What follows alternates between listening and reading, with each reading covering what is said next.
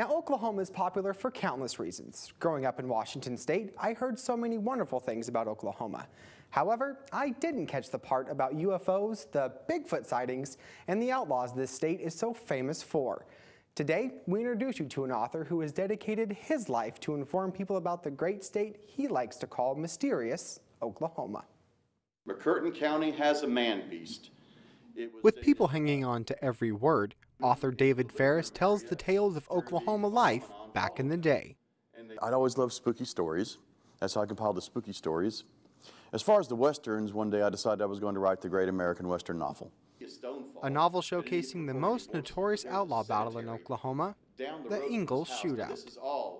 Marshal Dick Speed gets out of the wagon, goes into Light's blacksmith shop, confronts the livery man and a 12-year-old boy, and at gunpoint tells him, he's a U.S. Marshal and that there's going to be some shooting and that if they try to warn the outlaws that they'll be killed like dogs. Marshals are shooting and they're saying, you're surrounded, give yourself up, and these men, they're not going to surrender. And they knew they almost had the advantage, frankly. So they've got to concentrate their efforts on this one lone sniper.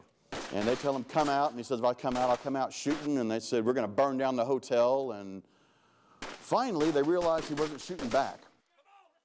Stories as wild as these fill Ferris's books, and all of them have a little truth to them. Actually, there's no fiction. There is speculation.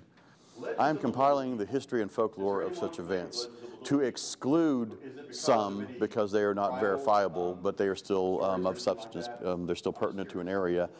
So these are simply stories as far as where they come from. Sometimes the sources are a little more in question, but they are all part of Oklahoma history as much as the land run or prohibition or statehood. Whether you're a believer or remain skeptical, one thing is for sure.